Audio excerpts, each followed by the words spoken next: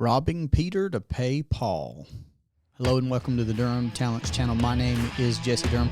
For today's installation in our quotes series, we're going to address the saying of robbing Peter to pay Paul. Now, you know that on our channel, we evaluate famous or infamous sayings concerning finances, and we do it with an infinite banking lens. Now, when folks say, well, I'm robbing Peter to pay Paul, they're really looking at their level, at the micro level, and that's great. I actually want to go there. We can ask some macro questions here in a second and point out some things. But at the me and you level is traditionally where I speak. That's what the idea of becoming your own banker is all about. It's about bringing the banking function and therefore the profitability of banking as a process, as a function, back to you and I.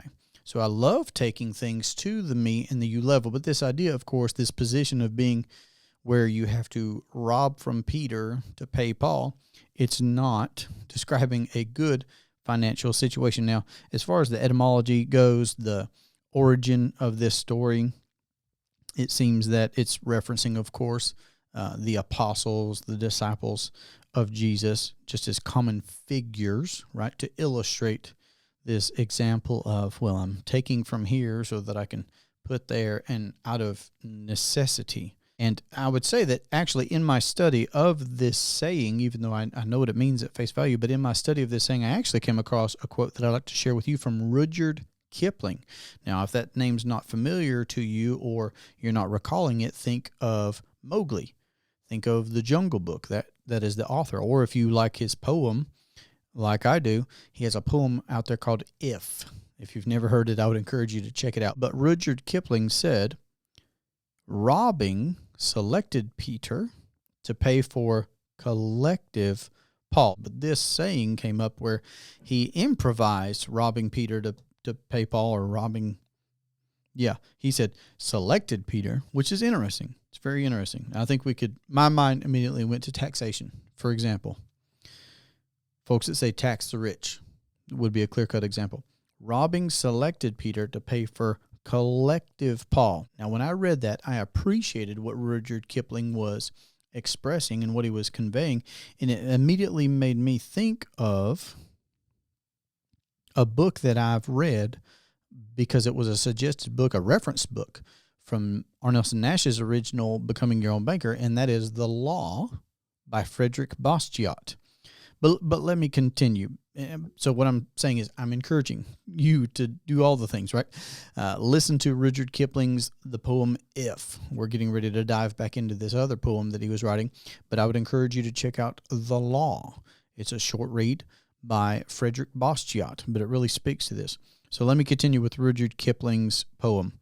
Only out of the savings of the thrifty can be made the wage fund to set other men on the way to be prosperous. So again, robbing selected Peter to pay for collective Paul. Robbing Peter to pay Paul. There's a lot there at the macro level in connection with what Rudyard Kipling is saying here and also what Frederick Bastiat is saying. But again, let's return back to, so I'm provoking thought there, I hope, encouragement there for your own study into the big picture, because we do fit into the big picture, and I think that's a worthwhile study to see what's going on in the wide world, what has gone on in the wide world, history, etc. But at the me and you level, when it comes to implementing this infinite banking concept, here's the connection. Robbing Peter to pay Paul, where's the connection to banking at the me and the you level? When we are implementing the infinite banking concept, we become part owners with these mutual life insurance companies who have already weathered everything that they have weathered, historically speaking, over 100 plus years, a lot longer than you and I have been around, right?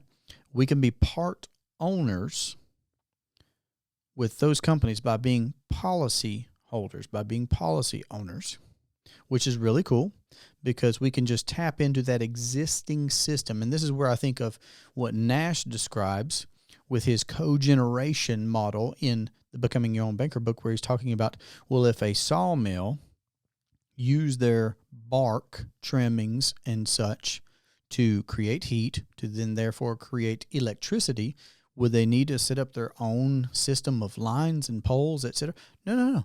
They could just tap into the system that already exists and enjoy the profitability of creating their own energy from a byproduct of trees, lumber, okay? Because normally the bark is not useful for all the things that the rest of the wood is, but that doesn't mean that it has to be discarded, and they can just simply tap into this system, this electrical system that already exists, which is just a really neat thing to say. When we want to become our own banker, we don't have to start from scratch in that. We have to create an entity from the ground up. No, these mutual life insurance companies have already been profitable and have longevity like no other, right? In comparison to other things that you can privately own, that has all the characteristics that you would look for in the ideal financial asset, right? A properly structured whole life policy with a mutual company that pays dividends. There's that system already that we can just tap into. Those are some things that I think about at the macro level of implementing infinite banking. And then at the micro level, I would always say, and return to the first part of this saying, rob Peter. Rob anybody. No. The principle that we learned from Nash, principles, there are 5 of them. I'll run them by you. Think long range. Plan ahead. Look 10, 20, 30, 40. What if you looked 70 years into the future? That could be helpful. Don't be afraid to capitalize. Build up capital for yourself in the future for hardships, for opportunities that are going to come. Both those things, they're going to come. Capitalize. Don't do business with banks. Don't be beholden to banks. That's the third principle from Nash. And then, of course, you can enjoy the profitability that the banks otherwise would enjoy. And then fourth, be an honest banker, which, of course, flies right in the face of robbing someone. He's saying, no, be honest in what you're doing, to include banking for yourself, and then rethink your thinking. So at the micro level, you and I can vet and consider and implement those principles to avoid being in this situation of having to rob Peter to pay Paul. So this is an interesting saying for me to be able to address. I hope that this has been helpful for you to consider these principles, this product of the properly structured whole life policy with a mutual company that pays dividends, and this process of becoming your own banker. If you have questions, feel free to put those down in the comments section below. Otherwise, to have a free consultation call with me, you can jump in my calendar via my link at durhamtalents.com. But this has been a great pleasure for me.